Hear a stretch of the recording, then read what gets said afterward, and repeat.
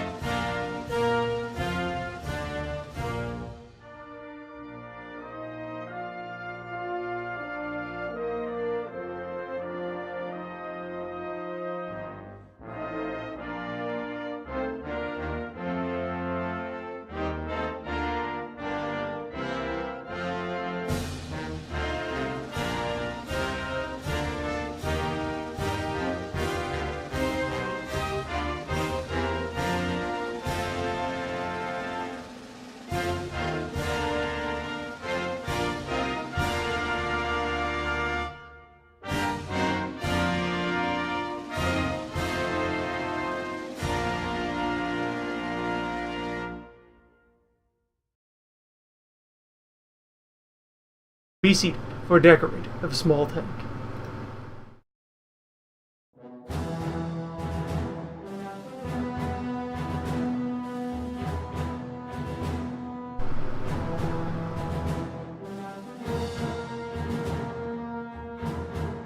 There he is.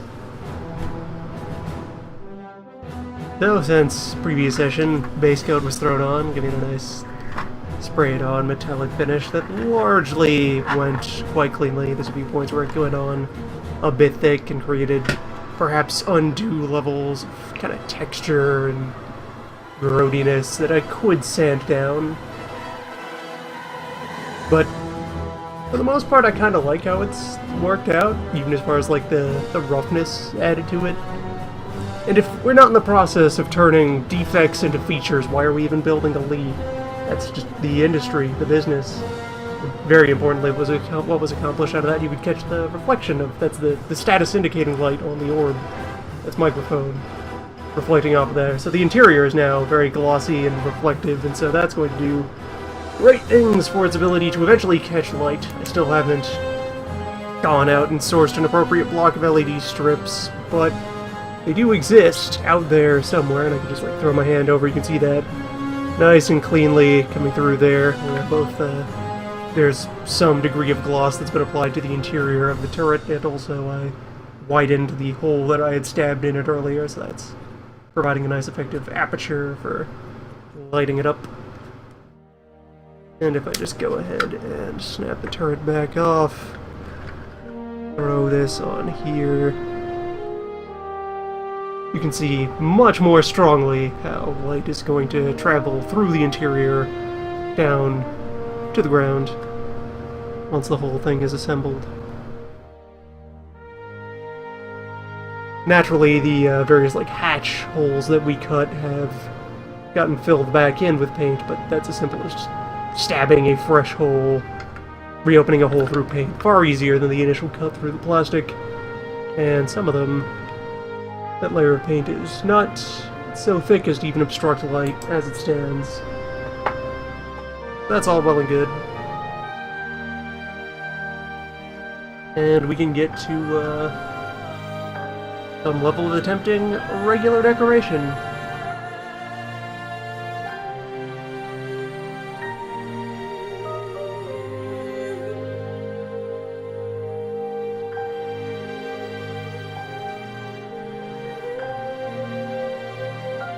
Yeah, the early tiers in each of the World ofs suffers from starting in the era when, well, less so for boats, but especially for tank and plane, starting using historical vehicles from the era when they hadn't really figured out what the hell these things were for. So you have weird, janky, improvised machines that don't quite work the way later innovations will. You get to experience all of the stumbling blocks, all the dead ends, all the regrettable feats of engineering, like the Lee.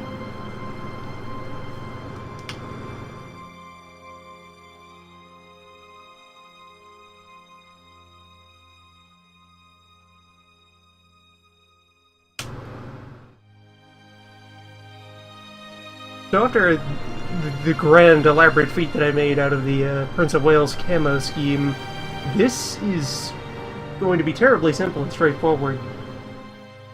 Paint-wise, it's largely monochrome, with a handful of highlights for, just dotting on lights and re-metalizing all of the tools that are strapped to the side of the thing.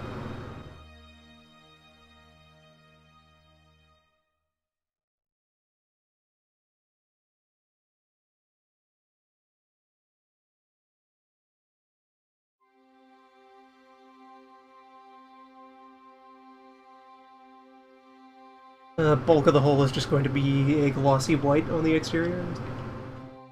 And primarily on the upper section. I think I'm going to leave most of the undercarriage just with the metallic finish. Since all of this is going to be behind the tread anyway, I may as well throw one of them on and get a sense of how that looks. Well, start at the sprocket.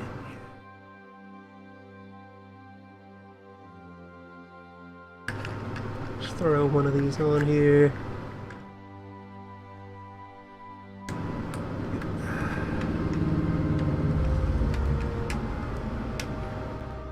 A friendly hello. Laborers on a vehicle building day. Alright, so there's how the tread looks when it's just on the side there.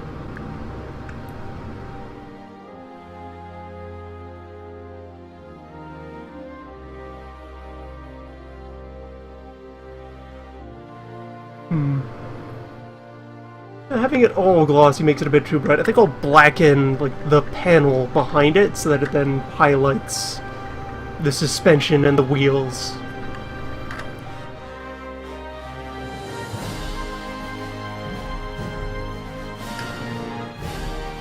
Appropriately emphasizes all the forward moving bits. There's also a few spots on some of these wheels where naturally, since I only did like 1 or 2 passes with spray paint, there are parts of these that managed to end up wrapped in the shadows of the suspension, or both. On to that, I do have a small thing of metallic paint to just touch up those bits with, though. So they'll all get appropriately coated one way or the other.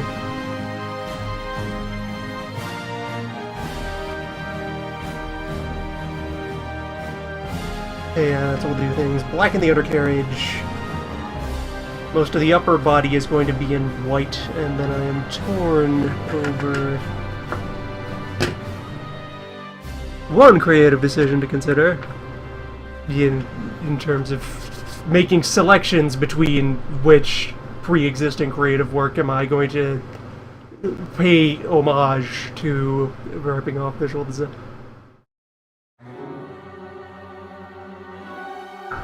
As to whether leave the entire front of the vehicle also glossy white, or select some appropriate portion of the front face of the hull to blacken as though it were serving as the hood of a certain iconic vehicle.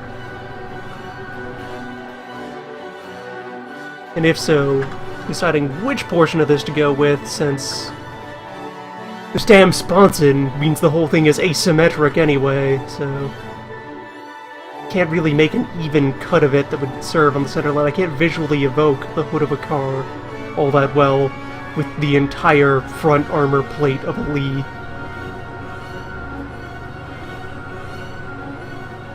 No camouflage pattern for this. This is a sporting and recreational vehicle, how it's going to be decorated.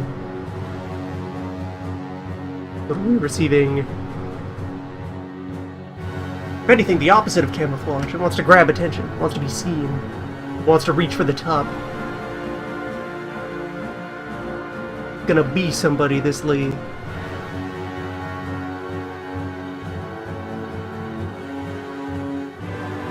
Either way, speaking of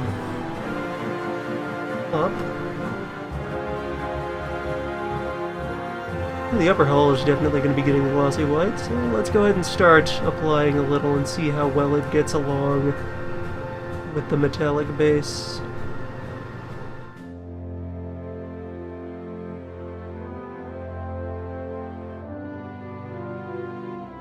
As gently onto the hatches, onto the plates.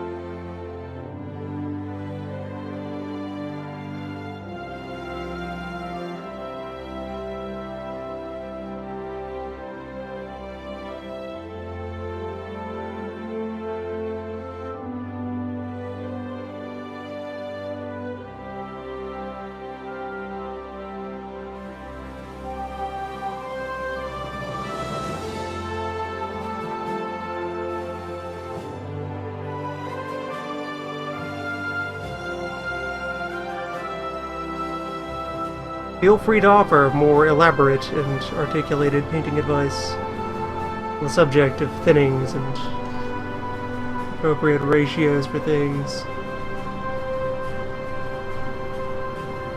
I am unversed in these arts.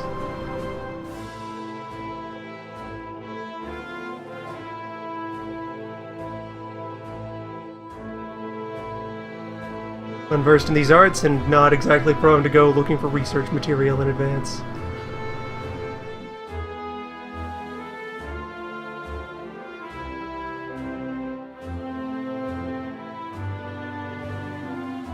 Well, I'm immediately thinking I would blacken these rails, decoratively speaking. Those should stand out.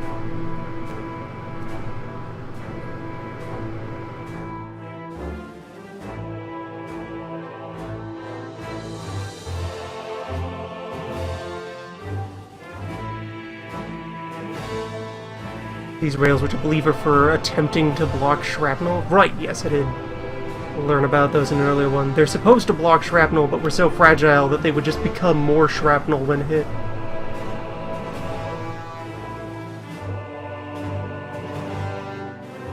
Because a danger that gets considered in preparing armor schemes for vehicles like these is naturally all the places where you need to have moving parts are soft spots that could be perforated by bits and pieces of projectiles, so you have to plan around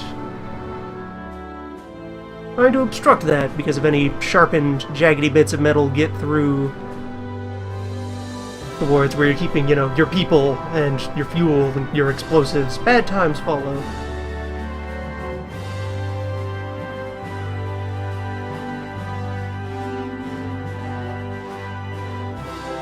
And these rails were supposed to be that, for making sure that if some sort of, you know, shrapnel having explosive went off in this vicinity around the air or up against the body of it, that the resulting bits and bobs would not slam into this juicy turret ring.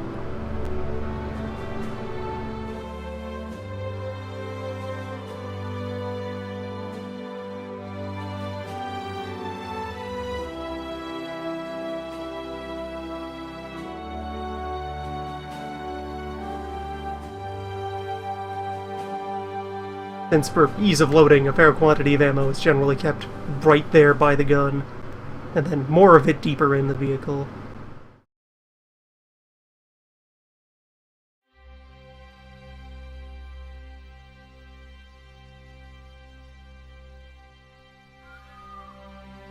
Yes, the base was applied with spray paint.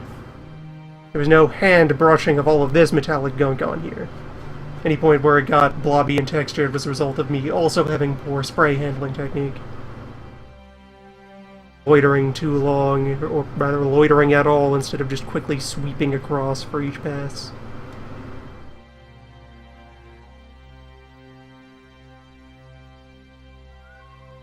There are some surfaces that got a much better treatment than others because I just gave them a quick swoosh over.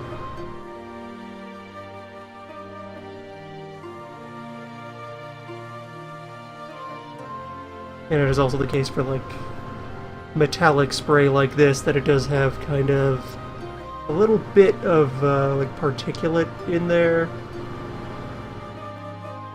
And so when that's just been freshly sprayed on, it looks a lot more bubbly and frothy and uneven. But then eventually, as it dries, settles down into a smooth layer. That was something I was unfamiliar with, having not worked with metallic spray paints before. New experiences all around.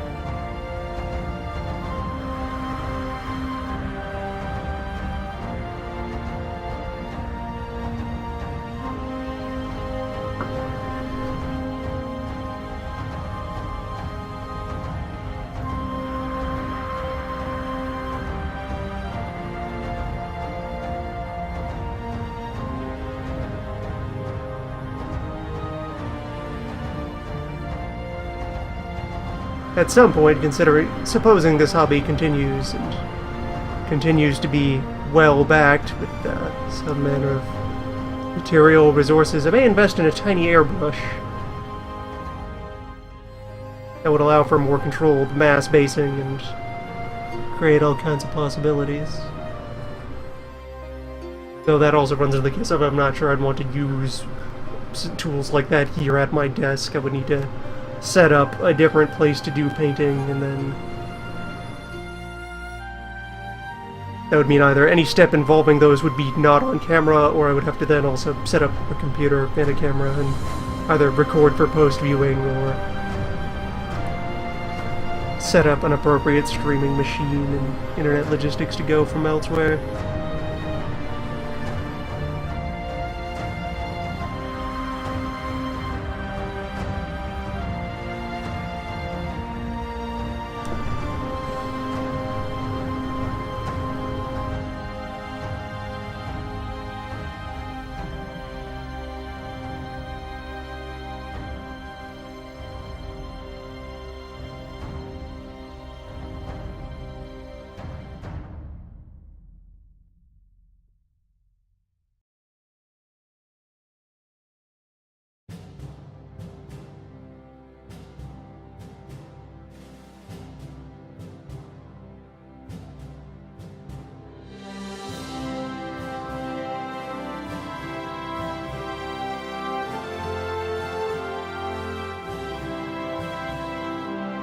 Tiny logistics networks.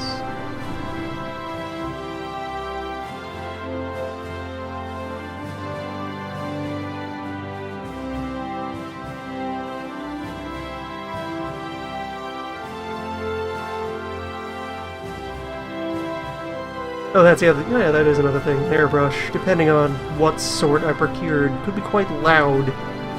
That would be incompatible with trying to record and mumble about.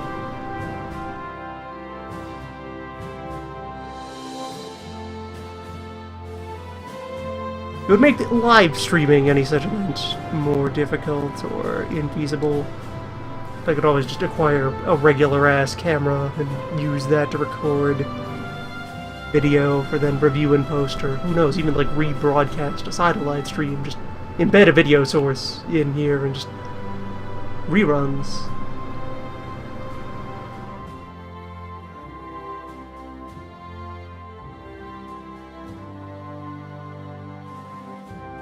I actually did that once, way back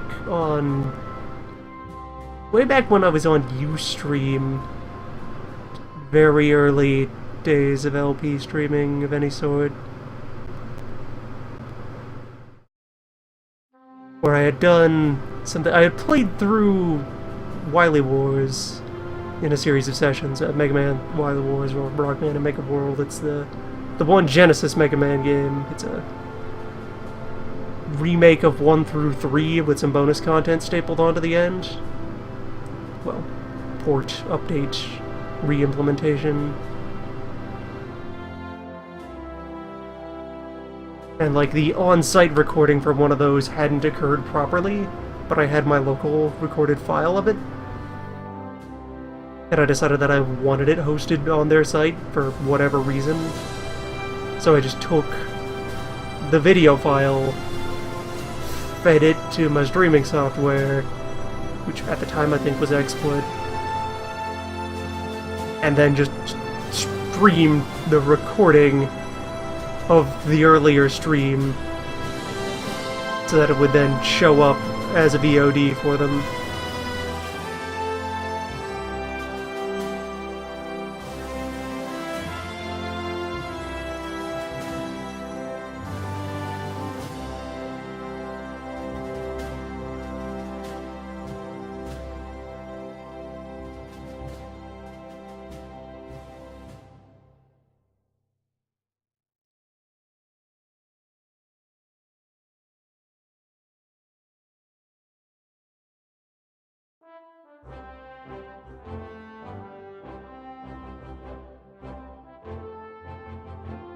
Adventures in Video Logistics.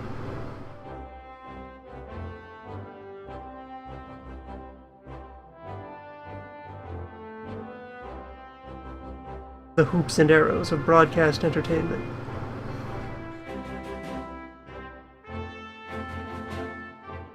The new media.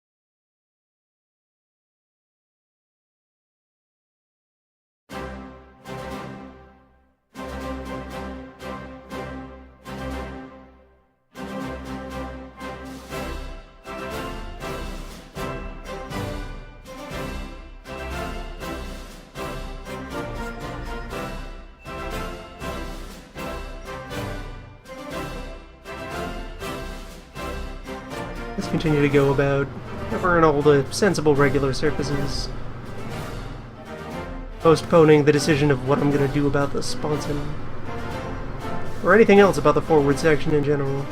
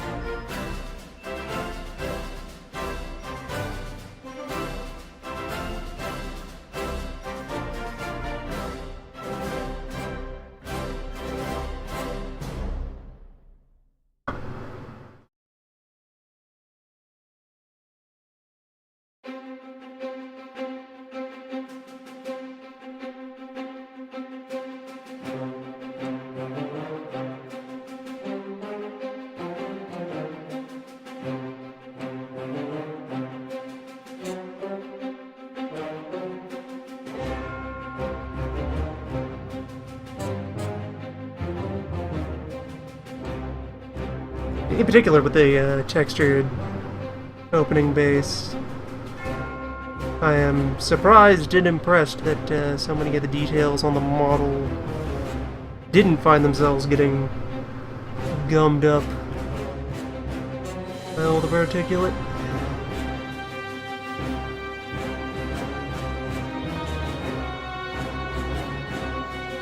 They had every opportunity to get blotted out, but they've held on nicely.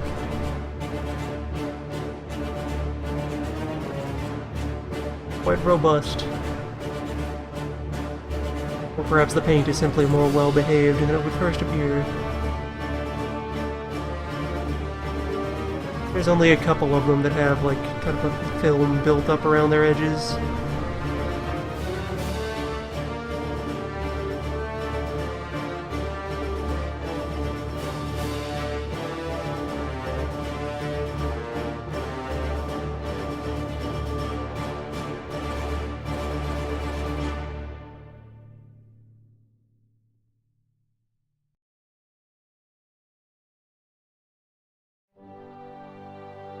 In particular, I'll just go ahead and hoist up here and see if it displays nicely.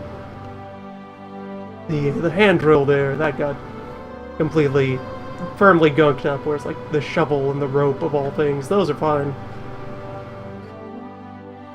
They're living easy.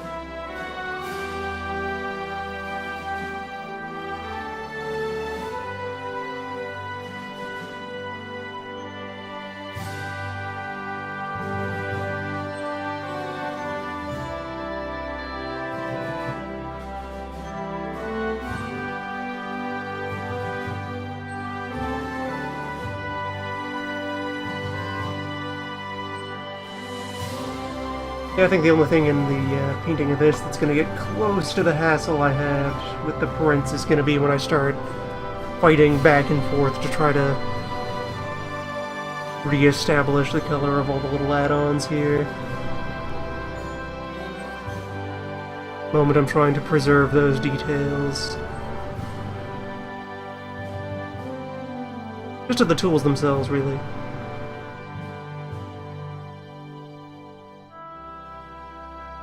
For all the, like, you know, rivets and bubbles on the hull. I'm fine with leaving those just under the main paint scheme.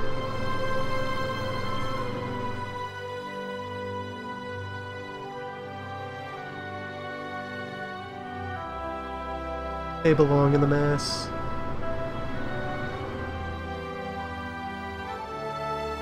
It's a fine-looking gunpla.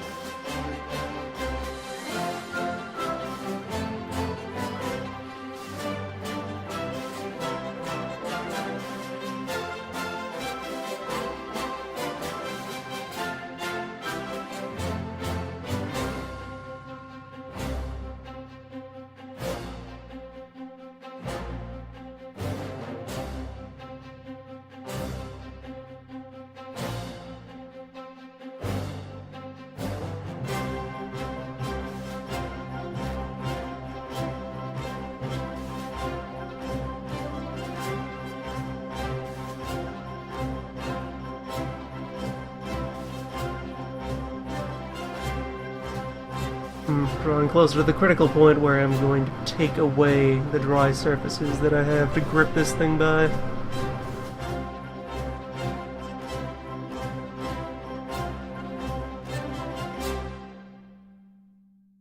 To make the call about leaving any spot alone.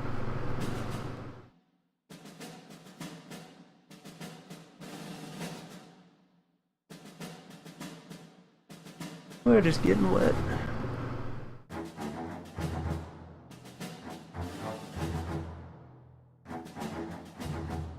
Well, actually, I'm gonna have the turret ring regardless, and I can just hook into that, so maybe this will hold out fine.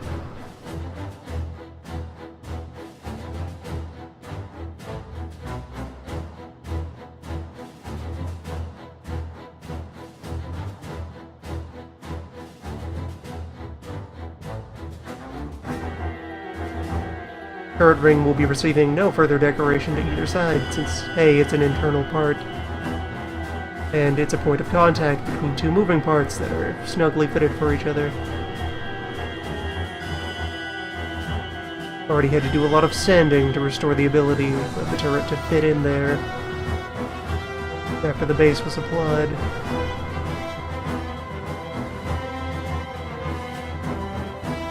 I'll leave well enough alone for that.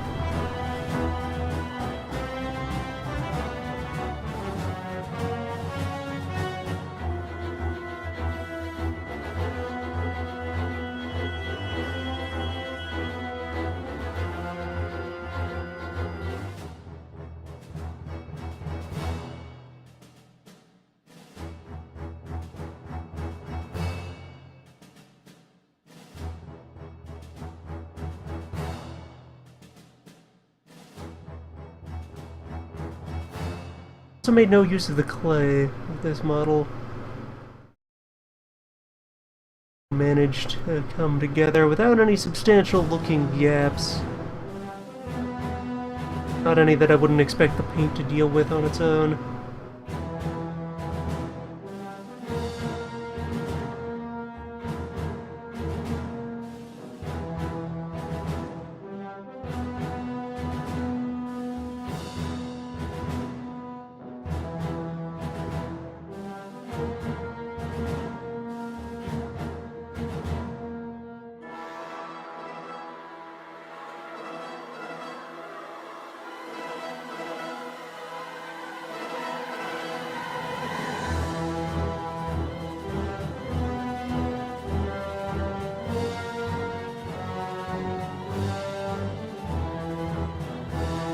I've made a lap of everything outside the front. Our decisions. Our sponsons.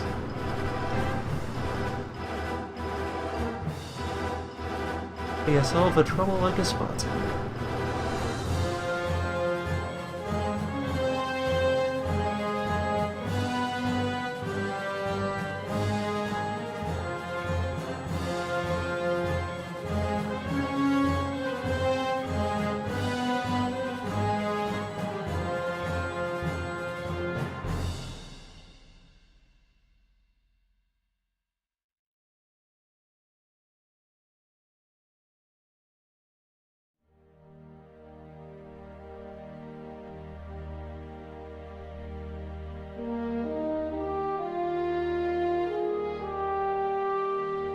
An idea is forming.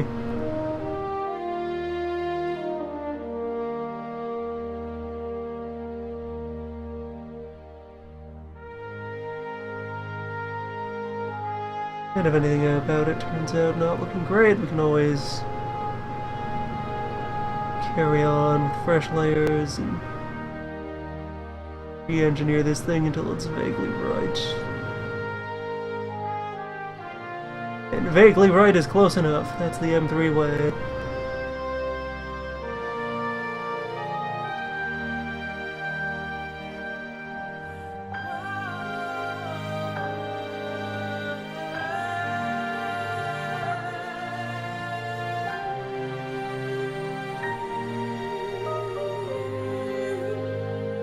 So I am thinking the exterior of the sponson will be part of the white zone.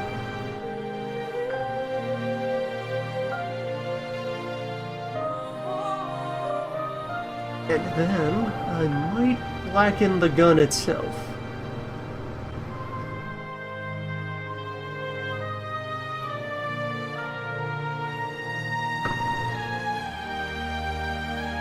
Either the entirety of the gun or just the base of the gun and leave the barrel metallic.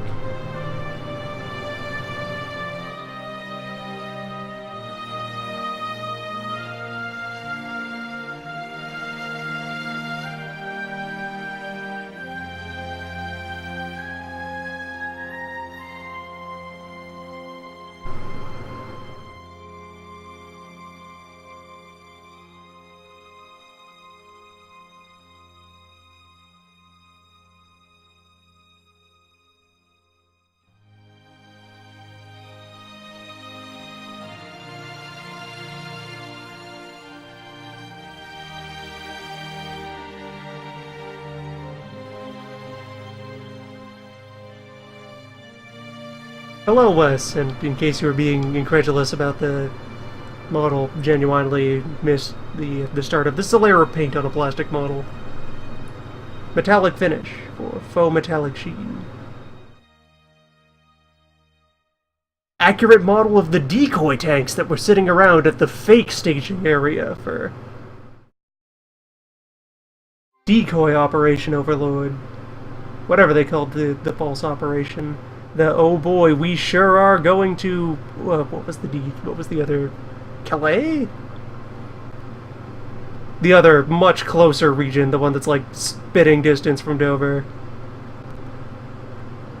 That they were totally preparing to invade, the fake invasion, the more plausible short hop. The grand act of buffoonery it was. Master strategic jape.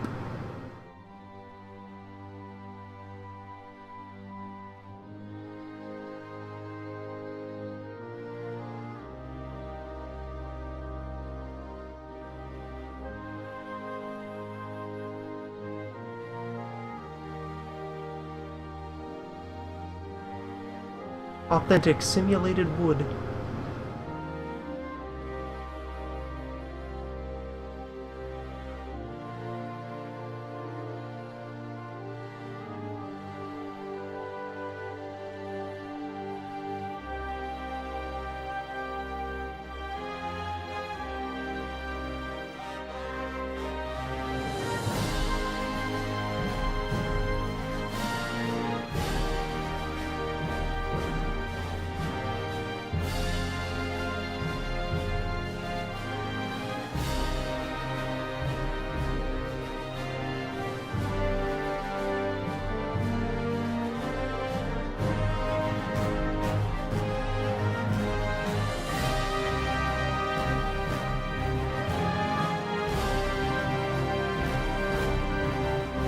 Yeah, I'm gonna get a dab of white onto this for now, but I think it would blacken this railing as well. Just I suppose it's there to guard the headlight from, like, debris, large debris.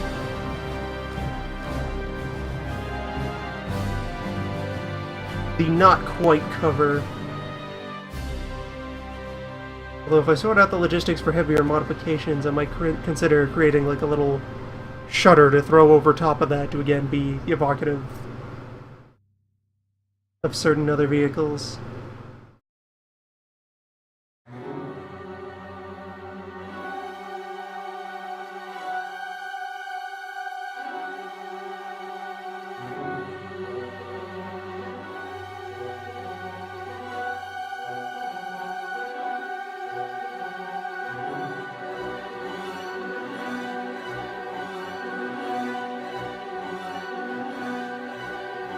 Alright. Things are dry enough up top to start a second lap.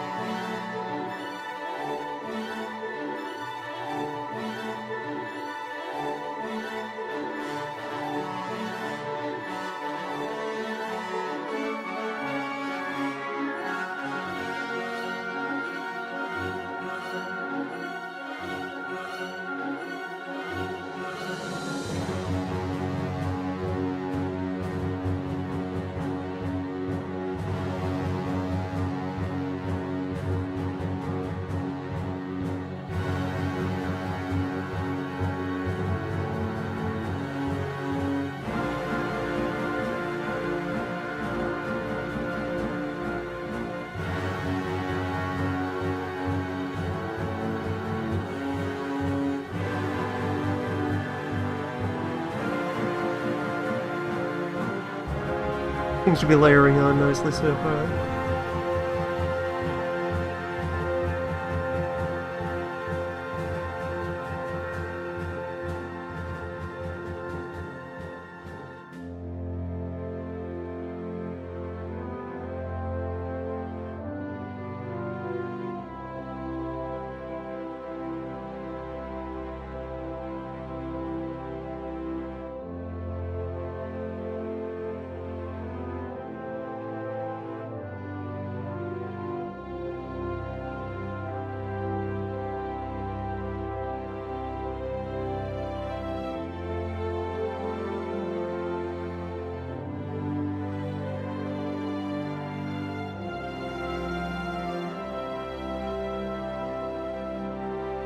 Only now as I'm decorating it did it occur to me that I didn't do like an announcement video for the start of this one when I was getting ready.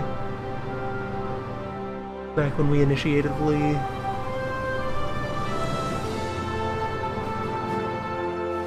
I suppose I just got caught up in the drive to want to get started at all as swiftly as possible, just move forward. Create momentum. Prince of Wales got an announcement video because it was the first one at all that I was building, so fresh, shiny new endeavor. The debut of minis at all.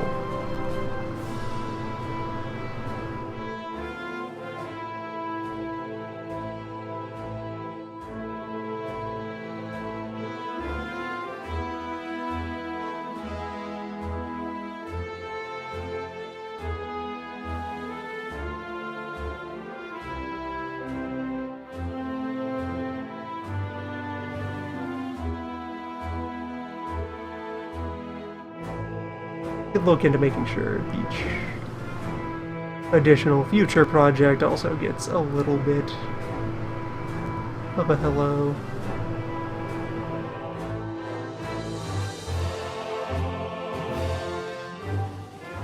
A chance to introduce itself.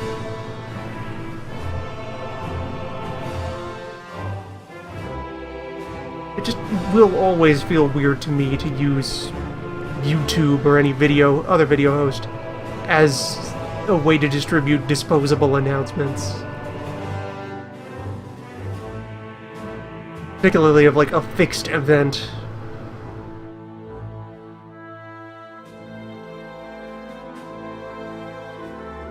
Because then, what then after such an announcement has served its purpose? Do I just leave it there for posterity? Ages after it's become unnecessary, after the thing it was there to talk about is gone? Do I eventually just quietly remove or conceal the video after it served its purpose?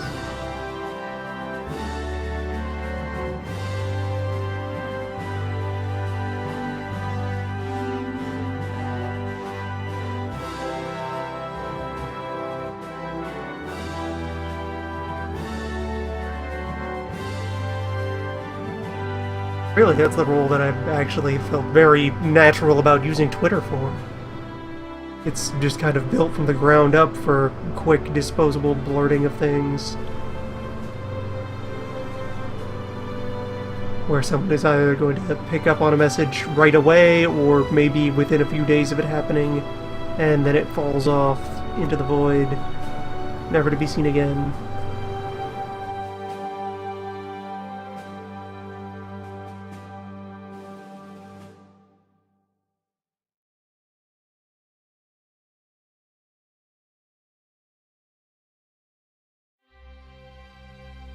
And I do try to make more use of news posts over on the Patreon page there. Keep people up to date about things.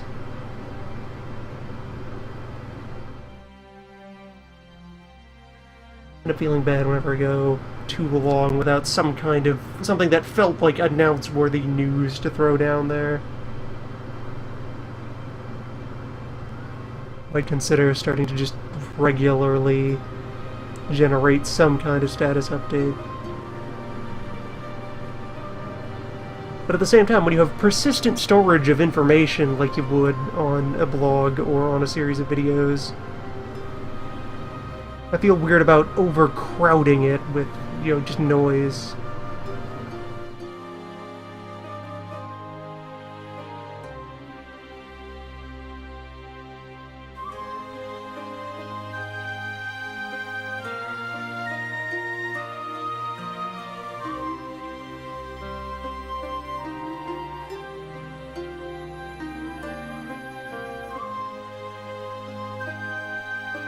Once you have a persistent medium for distributing information, that you should be able to just set it up there and let it be seen.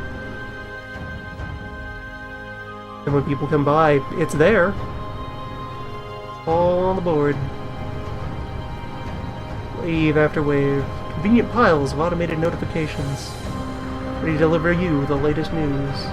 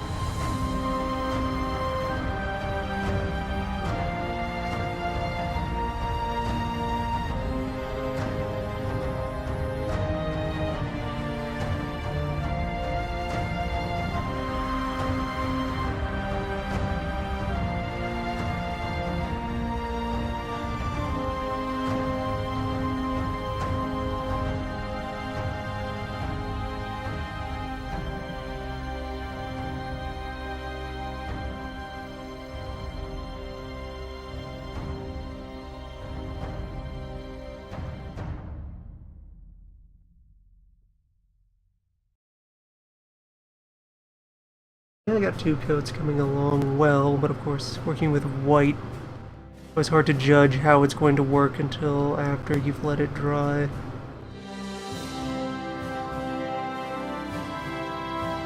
The difference between wet and dry, layers of white, pretty drastic.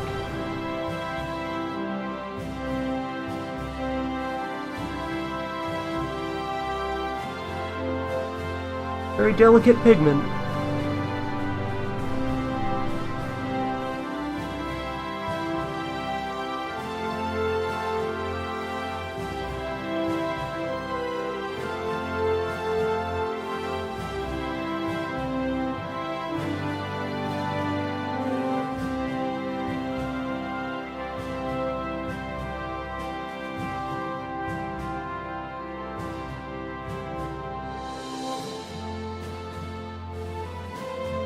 Delicate colors for delicate vehicles.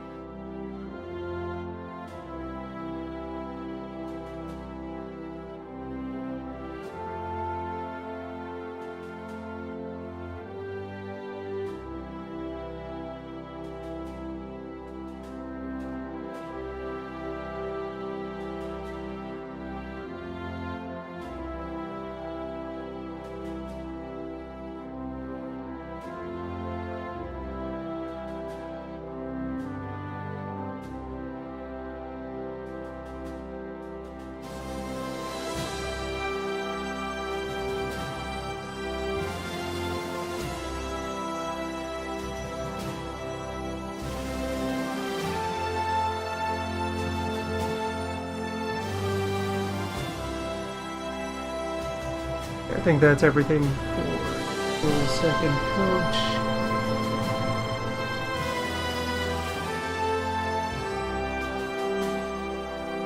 Which is far enough that I would then want the white to dry on the main hull.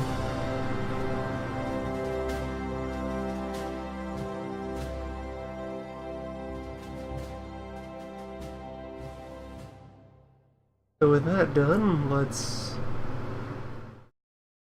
go ahead and experimentally blacken this front panel here.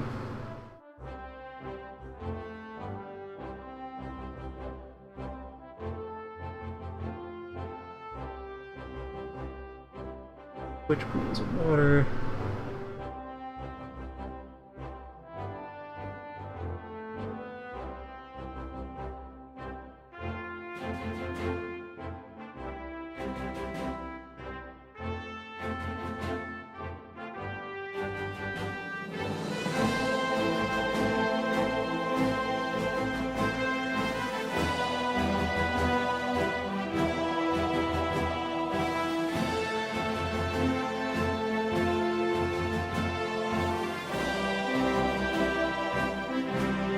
That night and day contrast, switching from light to dark paint.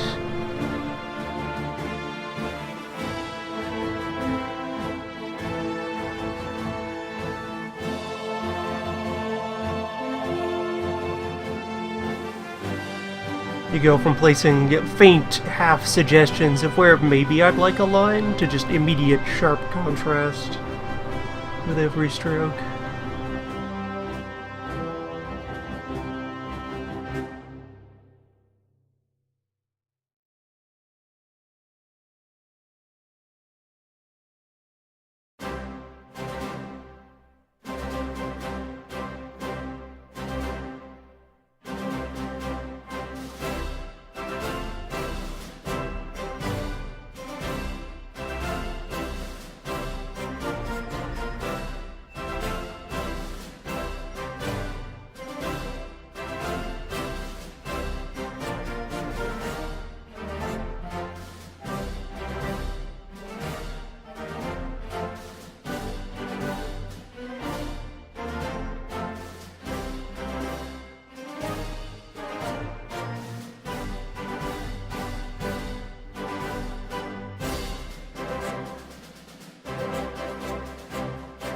I mean, it also sort of devours all the incidental detail on the surface under it. Something that'll hopefully be less of a problem with the glossy black than with the flatter colors I was using on the Prince of Wales, the George V, the boat, that other thing I built.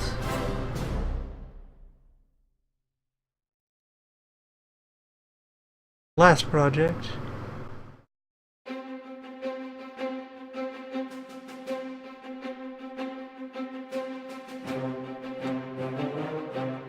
Alright, in order to get some crisp edges, I might actually go ahead and mask the edges of that for another pass sometime. This being made of just a series of nice, clean, flat surfaces means it's going to be a lot more compatible with masking.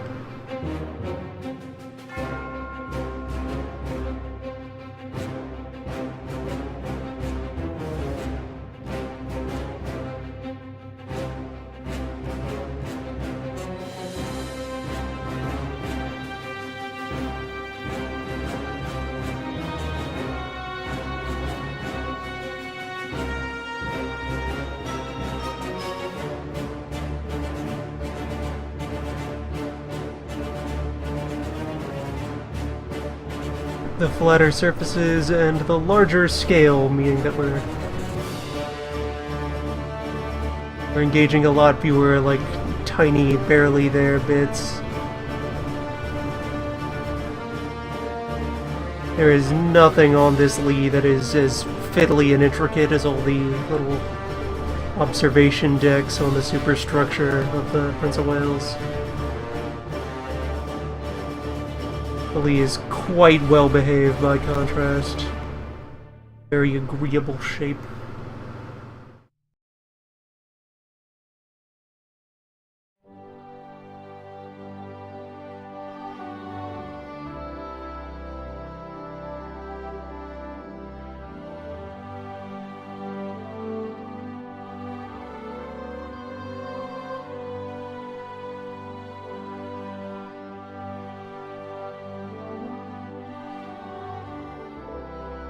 Yeah, I'll definitely need masking to get a good job done with these rails.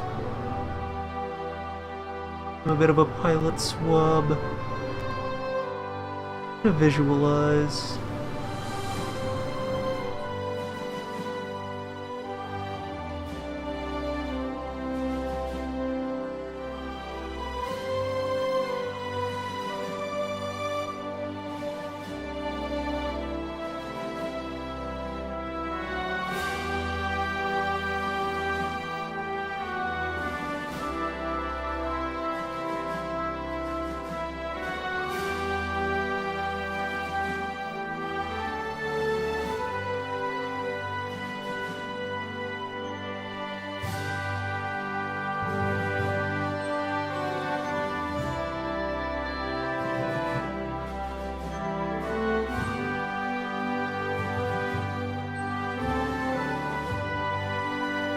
So that stroke was pretty clean.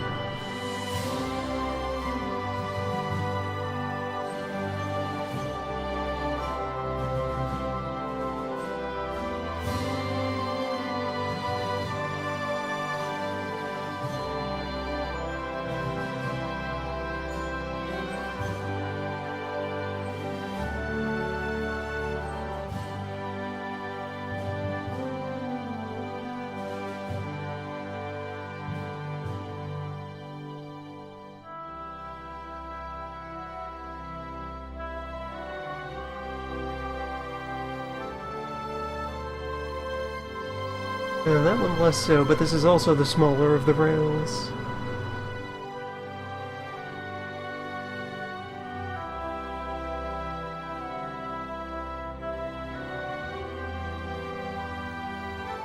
By the way, it's a start.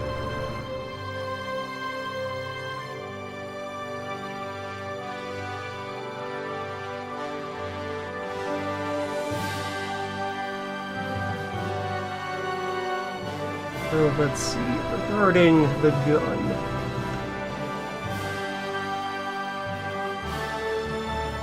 There we go. Get my hand under there.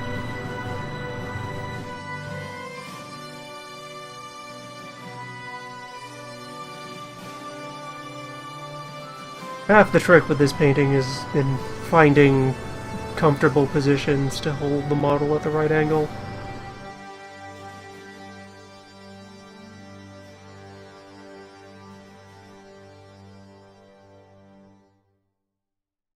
You can solve that riddle of positioning, then suddenly the actual painting becomes much more convenient. And if you can't, the physical act of painting becomes hell. Start fighting with yourself as much as with your vision.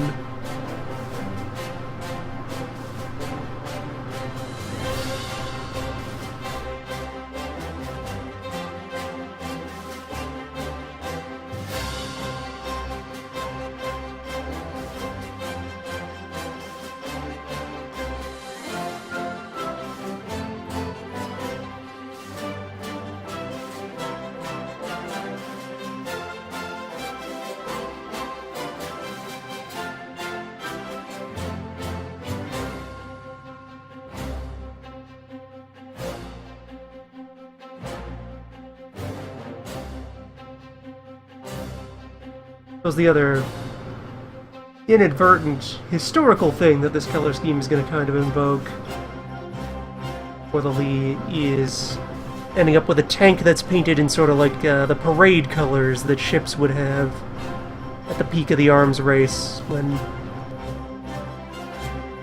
you had all kinds of huge, highly advanced steel navies that would never be used to fight each other for the longest possible spans of time. All your shiny white and brass and gold.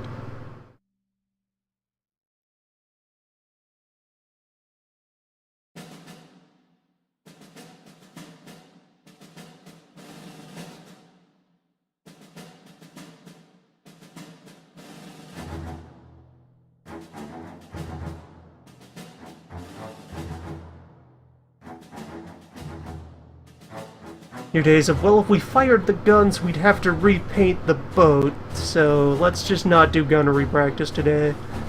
Wherever.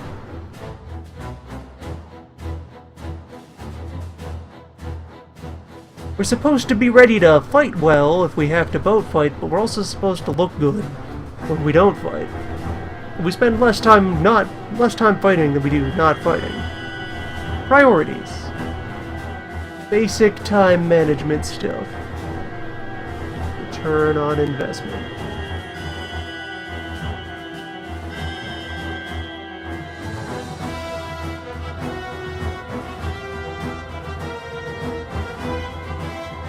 Do we want combat readiness, or do we want to pass inspection so that we all get promoted?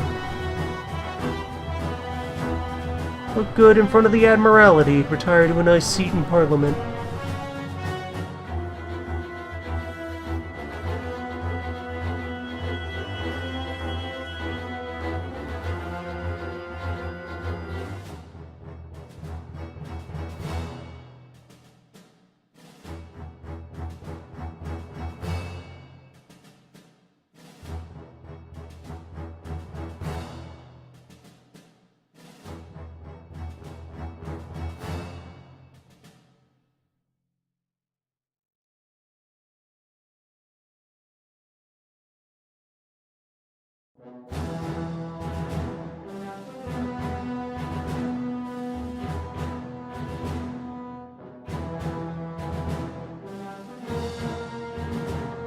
Well, there's a blackened front plate now.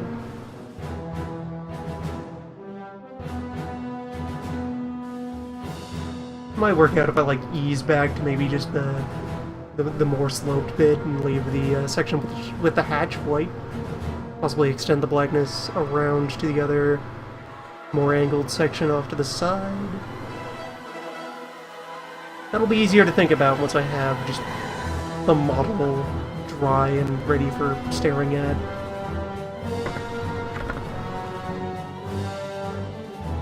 What else I can move on to, though, is blackening all the undercarriage on the outside.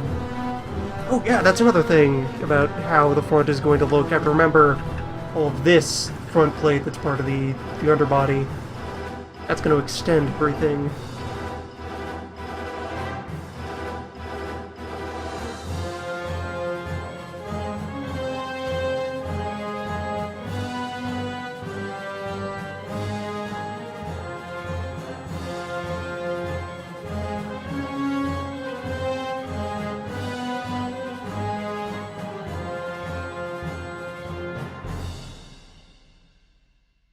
Adding stripes around the sides might be a good idea.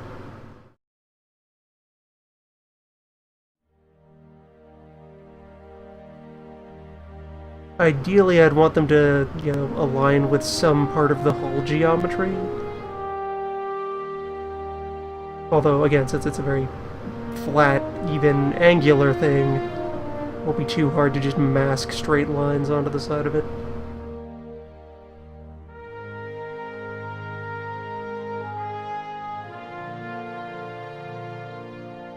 I won't have to worry about, finding, because like when you're laying down tape for the mask, you have a straight line that you're working with, but on, say, like the curved surface of the hull of the Prince of Wales, I would have to take that straight line and try to figure out how to bend it appropriately so that when you then apply that bend to the bend of the hull, they cancel each other out and create what looks like a straight line when you're holding the boat in front of you.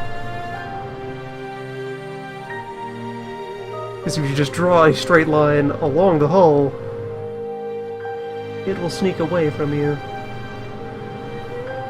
That will be less the case here with the lee.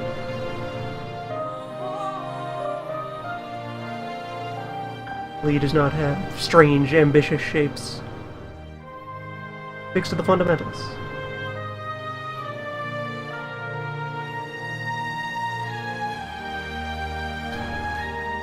Right, let's just remove these parts that are removable and that I don't want to be the same color as the hull.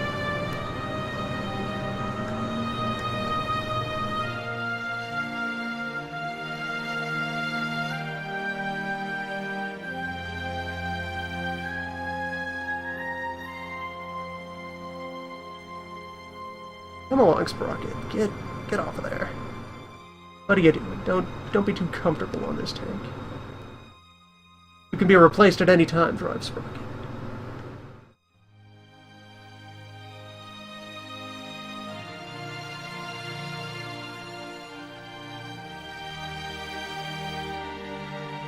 We're on thin ice.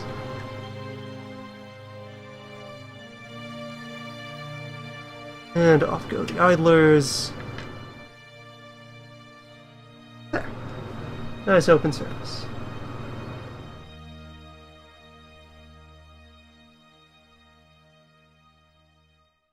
Ease of access.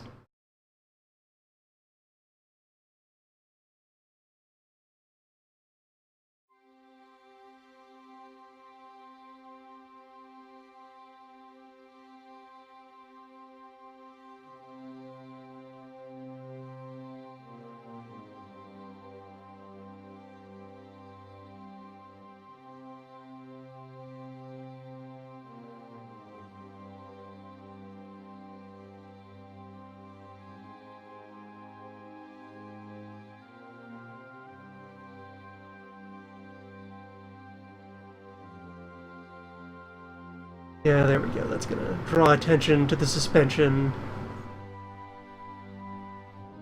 All the gears and moving bits.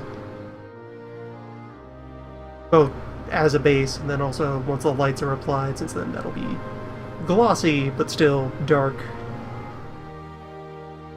The better to highlight everything that stays bright and shiny.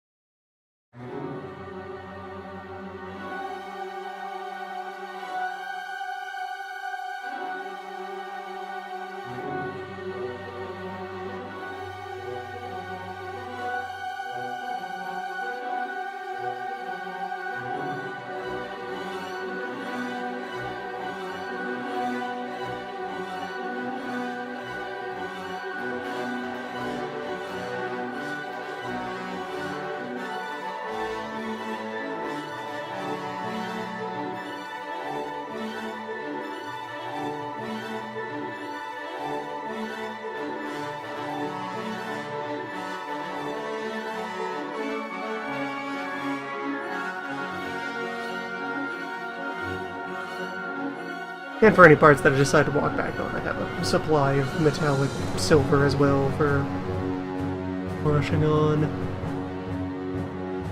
As mentioned earlier.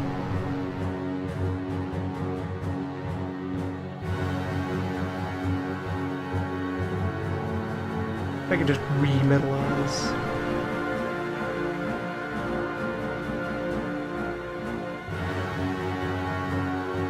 Anything that had been painted over.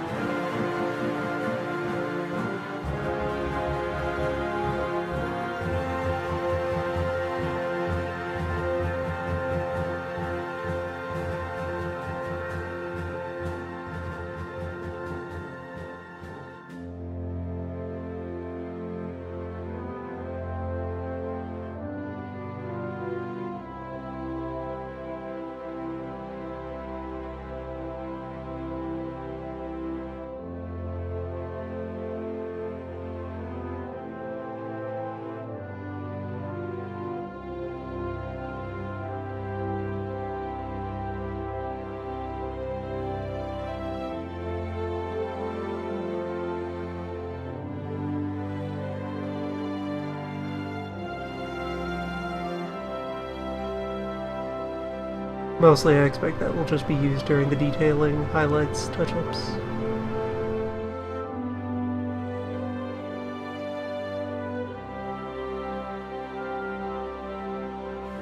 I'm going about restoring all the glossy bits.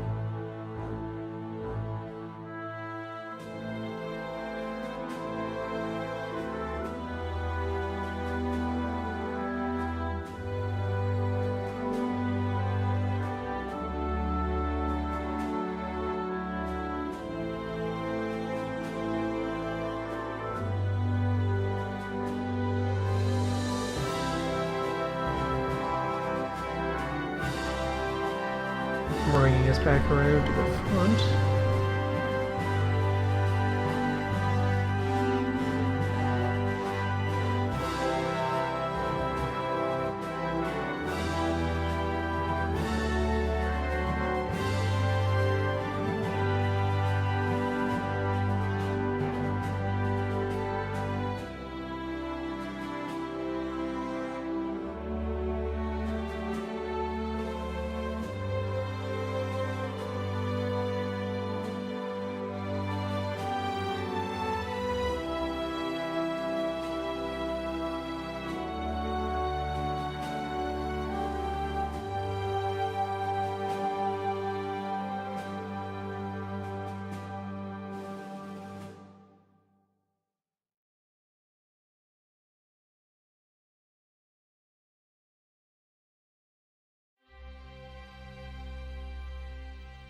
Yeah, these little hooks, little attachment rings for cables and so forth, those largely got frozen in place when the base got sprayed on. They could be easily wrench free, they're just being held there by a thin layer of paint. Really, I find it preferable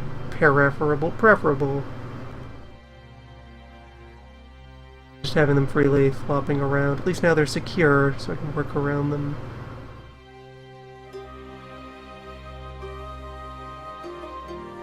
I might restore their articulation eventually after the painting is through.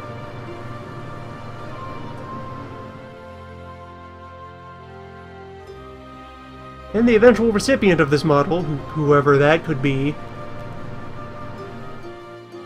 could decide for themselves. It's a very easy adjustment to make. You just kind of grab one and give it a wrench. Quick twist. The work is done.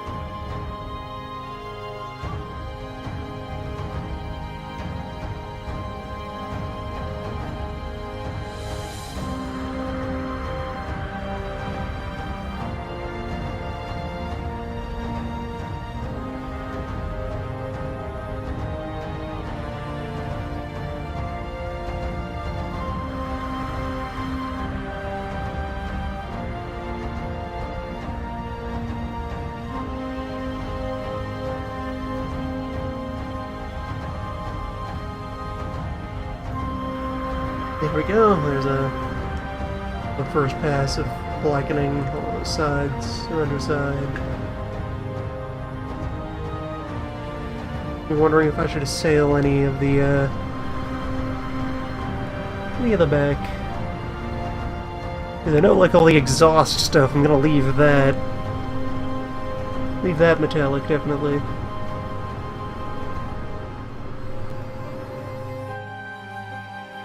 Maybe just sneak in a little blackening of the panel behind it.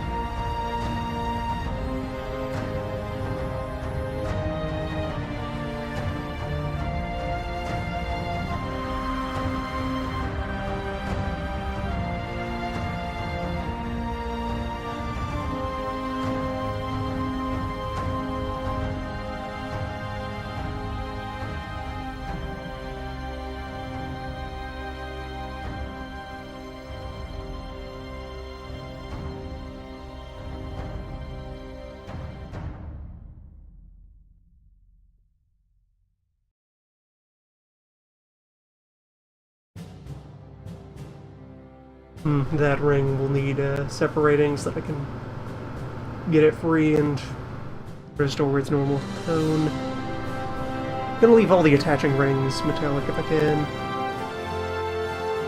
That just seems right. Those are parts that would be getting actively ground away at. They wouldn't be able to maintain a layer of paint. They're seeing use, towing things.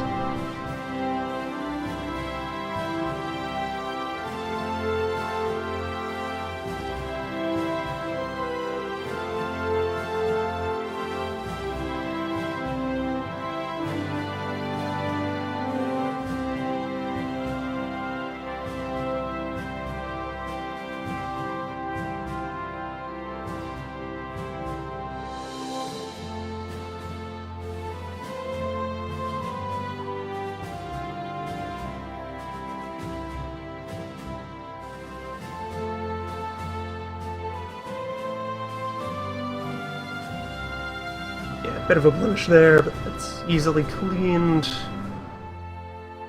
Things are looking alright for this first wave.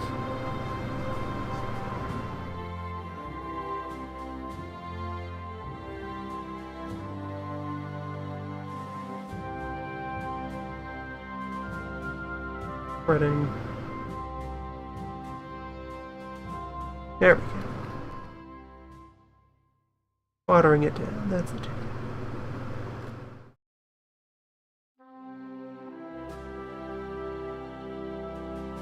Solvents.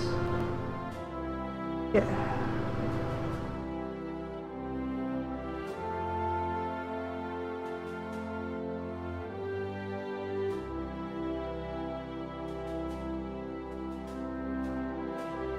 Largely salvaged.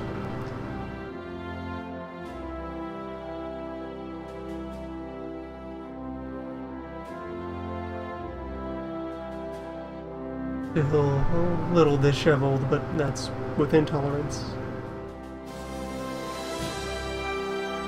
And that's exceeding expectations for a lead.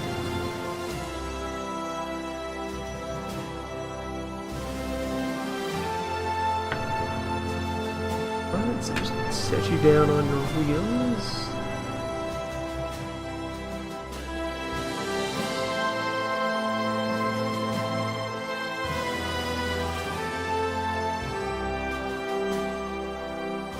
Get some white on here.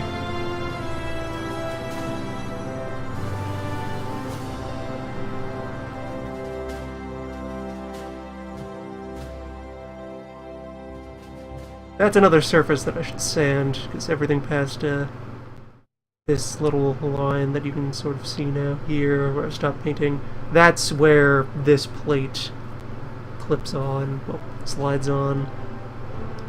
So everything past there is interior. It should be kept quite shiny, but also needs to be smoothed down to allow for efficient connection. Make sure that the parts join smoothly.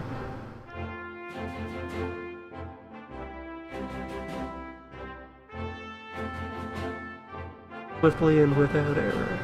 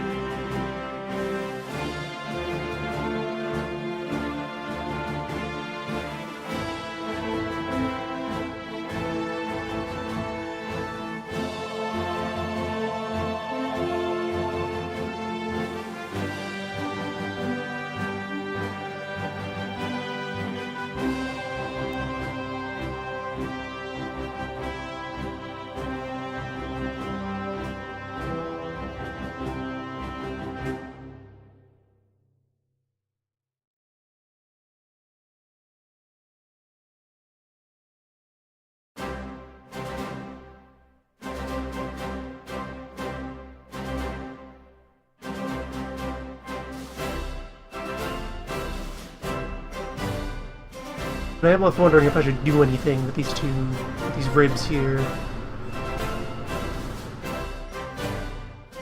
I've left them unpainted for now, because they do kind of give a nice highlight and shape. But maybe they should be absorbed into the rest of the surrounding tone. Maybe they should be given something else entirely. That was not the usual well for that. That's a bit of cross-contamination. It's fine.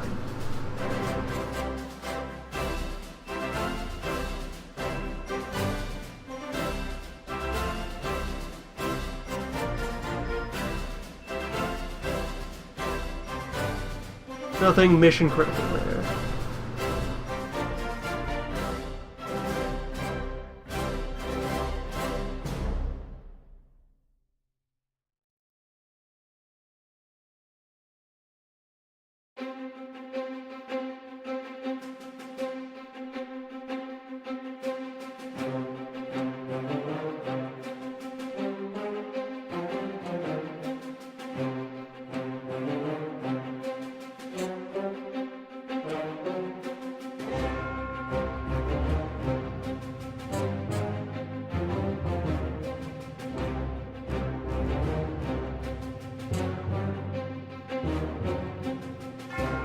onto the turret, which got its fair share of unwanted texturing during the spray.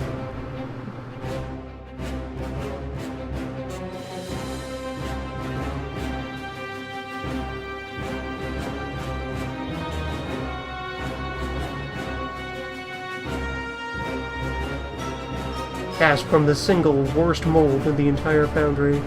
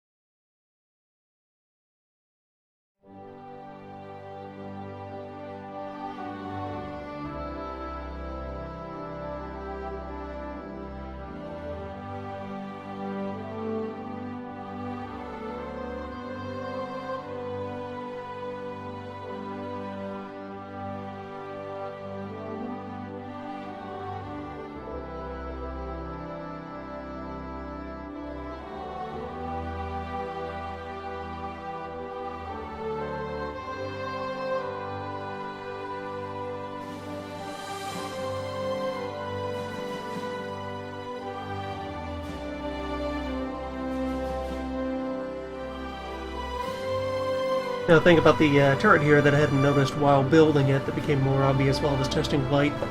There's just a gap there under the gun that is just open directly into the cavity, so when it is lit up there's going to be light exiting from right under the barrel. Depending on how it looks, I may either leave it open or try to blot it out. Could go either way.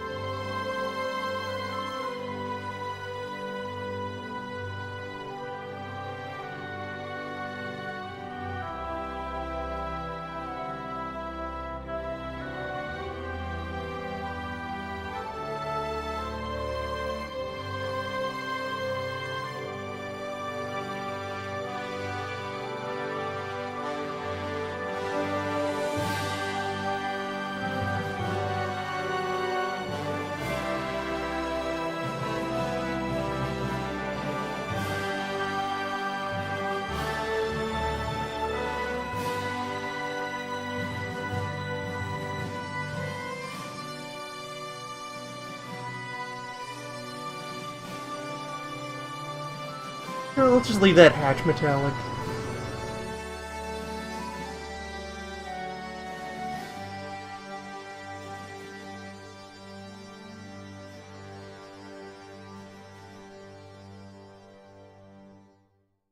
Gives me something to grab it by.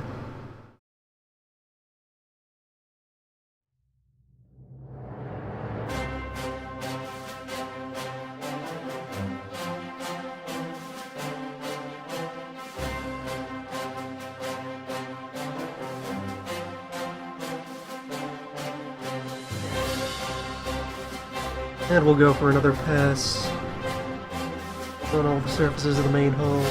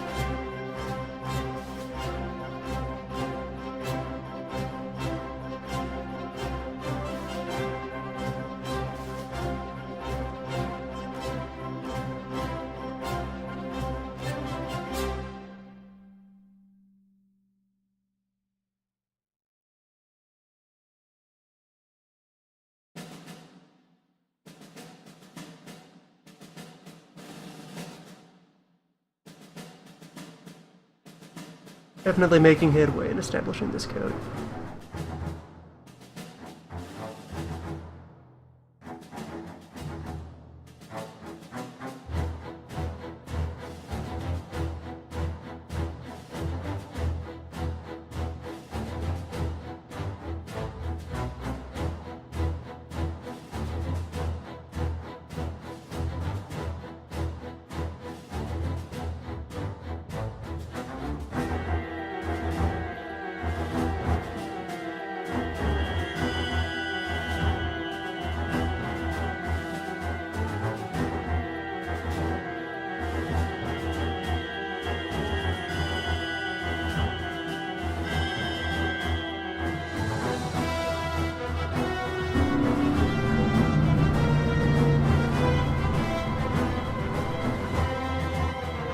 Biker neighbor, home from another grand adventure.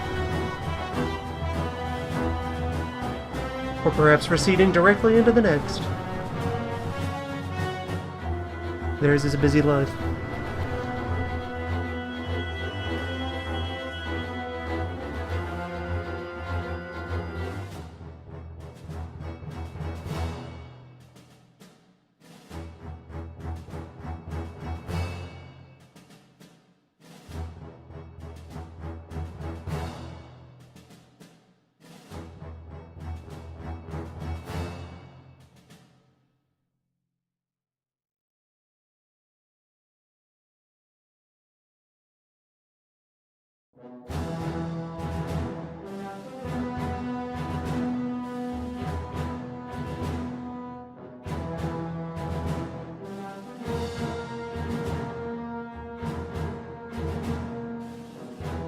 To belatedly answer the question, this is a 1/35 scale model of an American medium tank.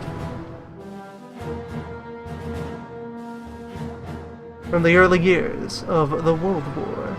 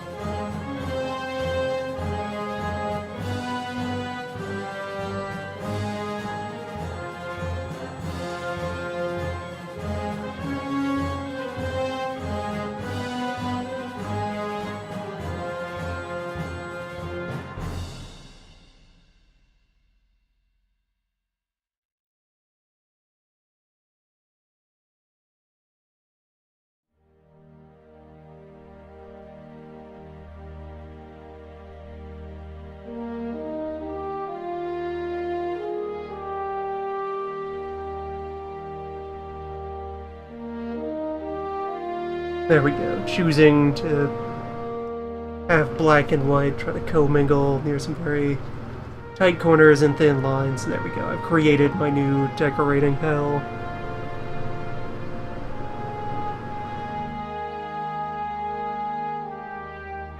In case I get nostalgic for the Prince of Wales, this will keep that under control. The ages I will spend pressing back and forth trying to get that line clean.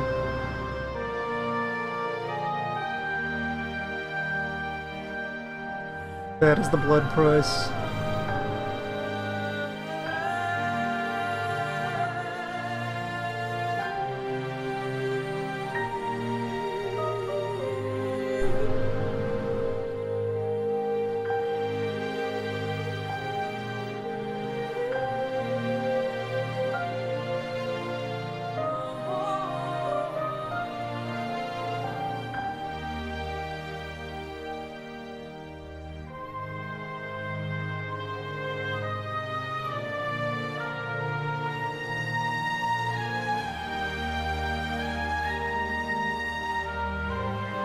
Our paint scheme is for sport and leisure.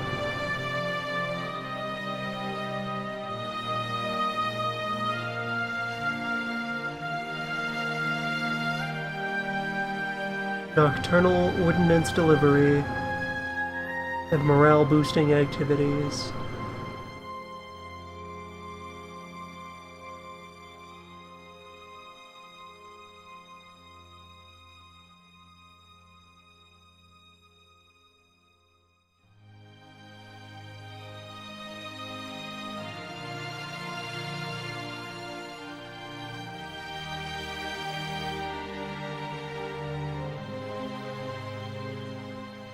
And you know, when you look at it, differential braking sounds like a street racing term.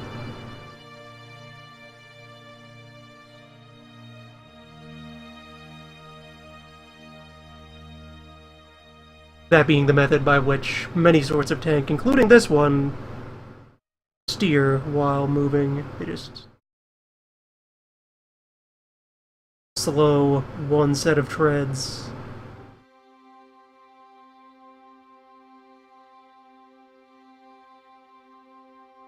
Causing one side of the vehicle to travel faster than the other, and torque to follow.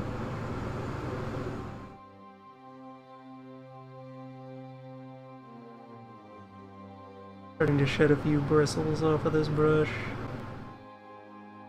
Do not want these threads getting trapped.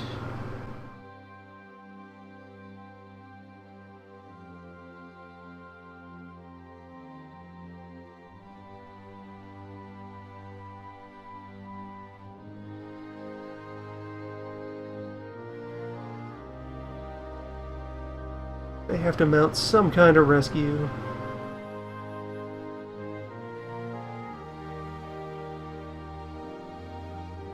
First, I'm gonna finish this coat.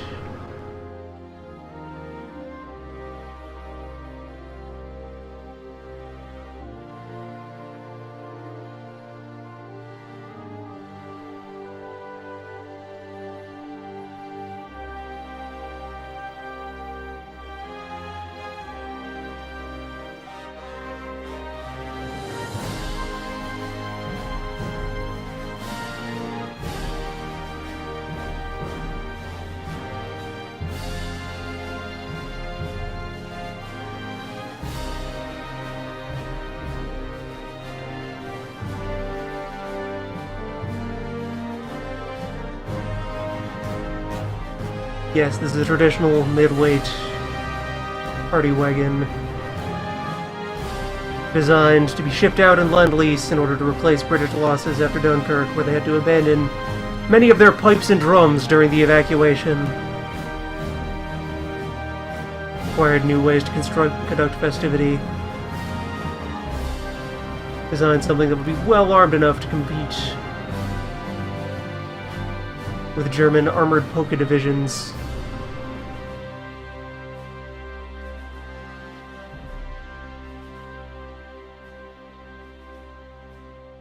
The well-proven performance of the Yodel Grenadiers during the offensives against Poland and France. Though that reputation would eventually become to be greatly kind of exaggerated and caricaturized in popular history, they still presented quite a conundrum needed to be dealt with.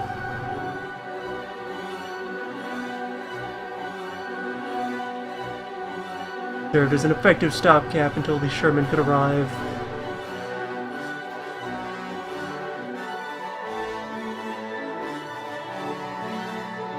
With a proper turret-mounted jazz array.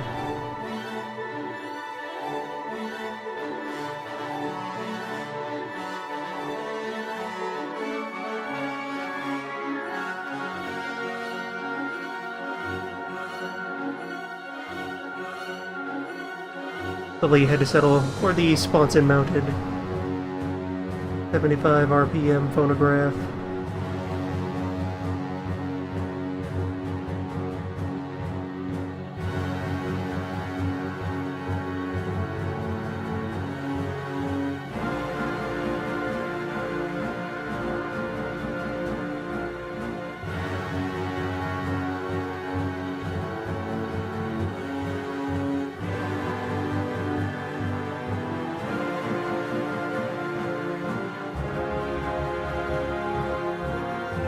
Look at blacken the undersides of those since they're vaguely exposed. Nah, that's the rear fenders there. Those can stay shiny.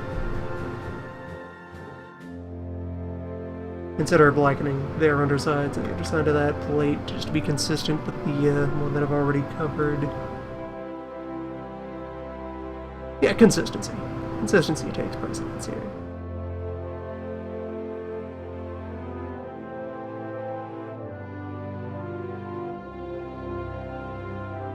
Added something else to do while I'm waiting for that to dry and receive the many layers of additional white that it wants.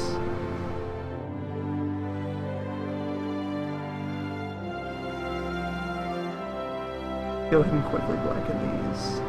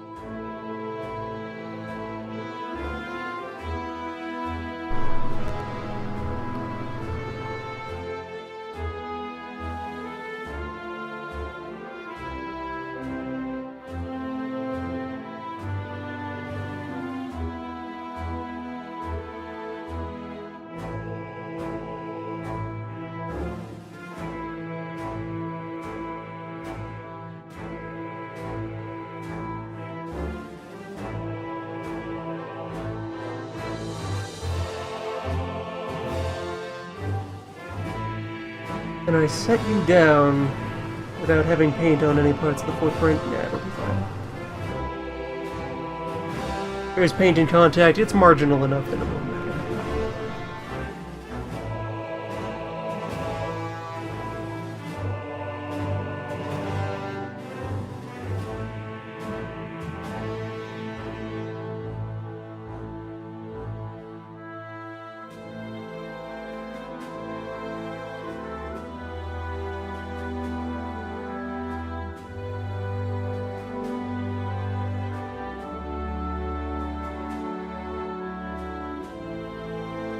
We'll carry on with the whitening.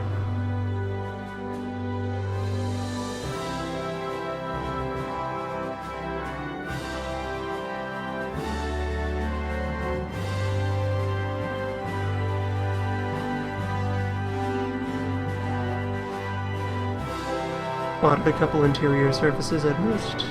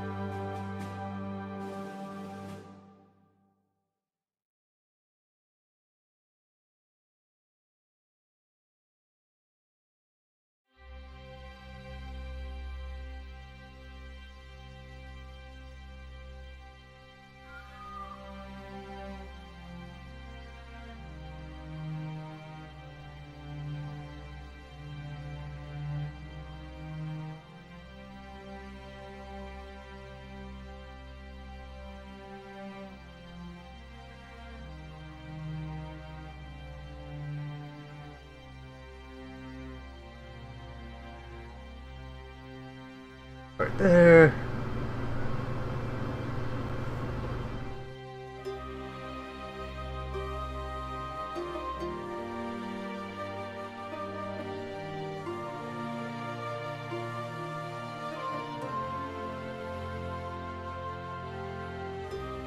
And the roundness of the cast turret here gives me a nice, we get some nice continuous strokes in. Just blend smoothly into each other.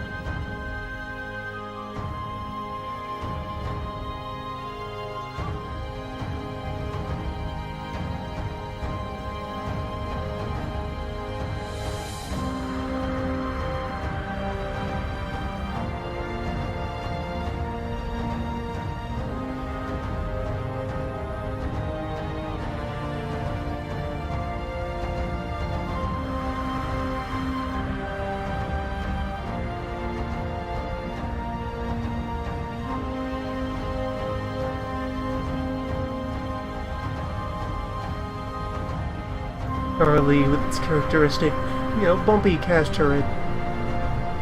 Side effect of being made from carbonated steel.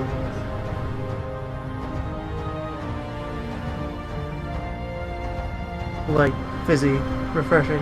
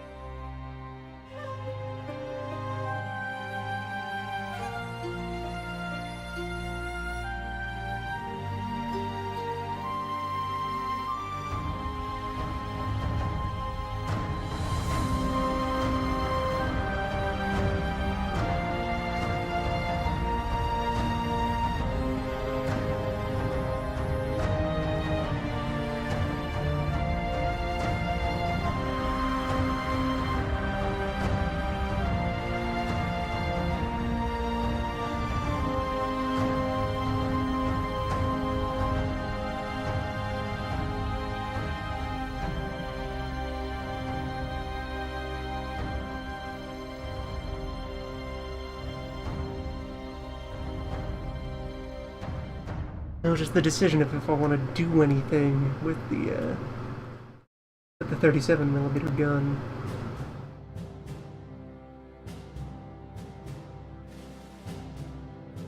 Lighten it as well, widen it, leave it metal.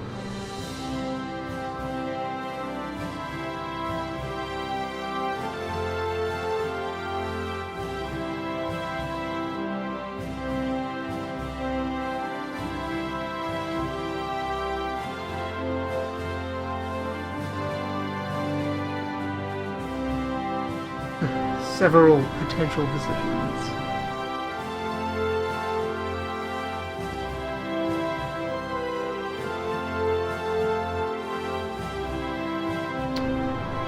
What do we do with you, small Kevin?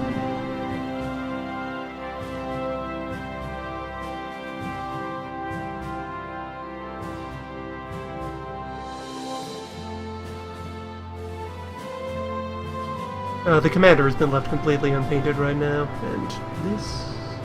I'll look over and notice the Chad capture is slightly misaligned. The very last thing said being cut off. All throughout the day, let's just, maybe the opposite of that.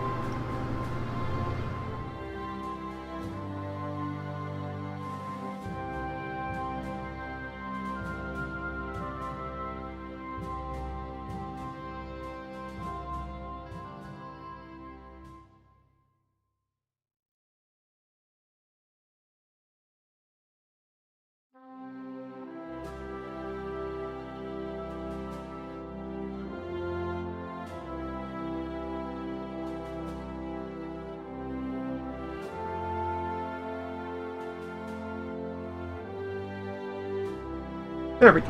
Something like that. Real-time layout editing.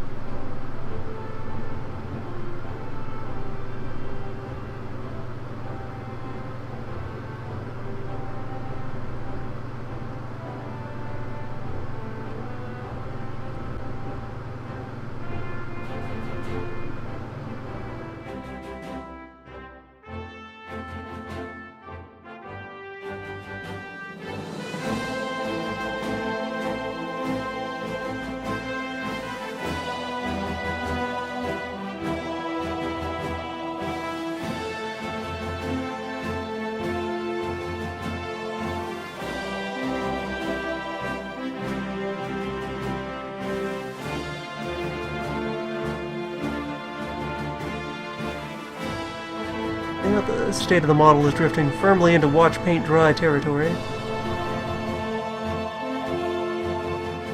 Which means we may be in position to just call an early wrap-up of the session.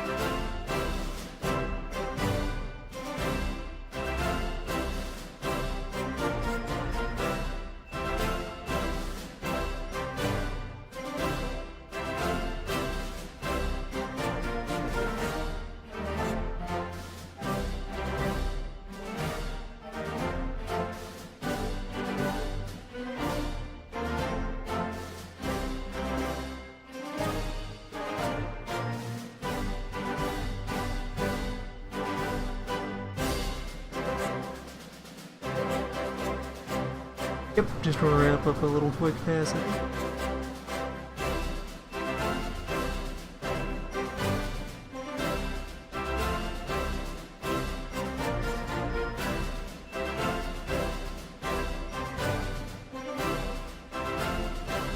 Where I've conveniently wound up applying about as much as I poured in order to get this started, so there's not too much waste going on.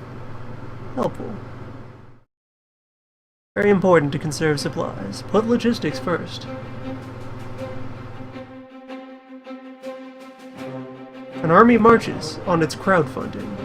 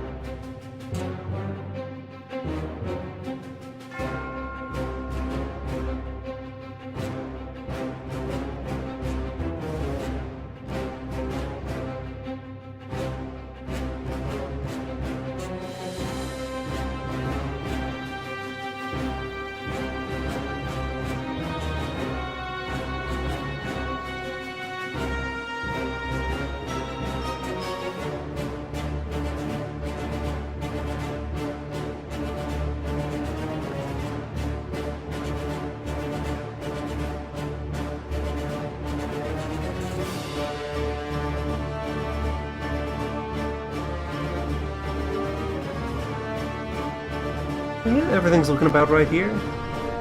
Firmly at the point of continued meddling would just create more work for myself as I start to paint back and forth over my own fine lines.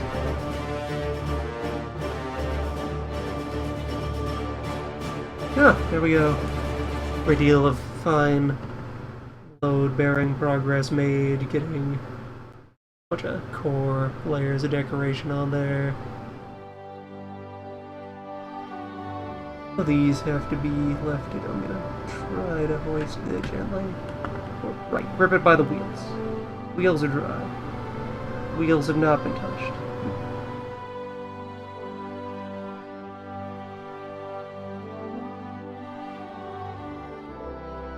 Back.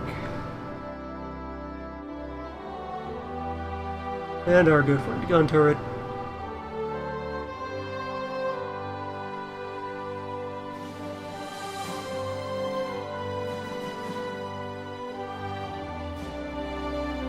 Load-bearing paint has been put on.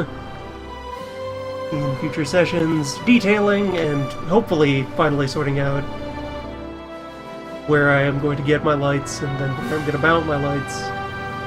It's one of the main concerns I have with that is figuring out where I am going to position a battery such that it's accessible without needing to tear the whole vehicle apart. That's what's going to be tricky, since there's only like very minute gaps to work with along the sides here, up through the turret hole.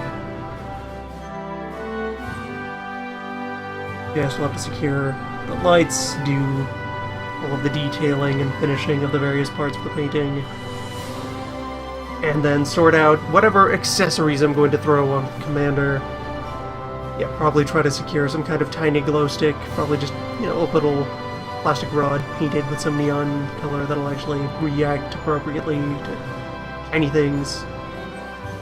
Potentially orchestrate modeling and 3D printing a turntable for the commander to have up here at his station. That would probably be reasonably mountable just across the front or side of the turret structure there. That is all for the future.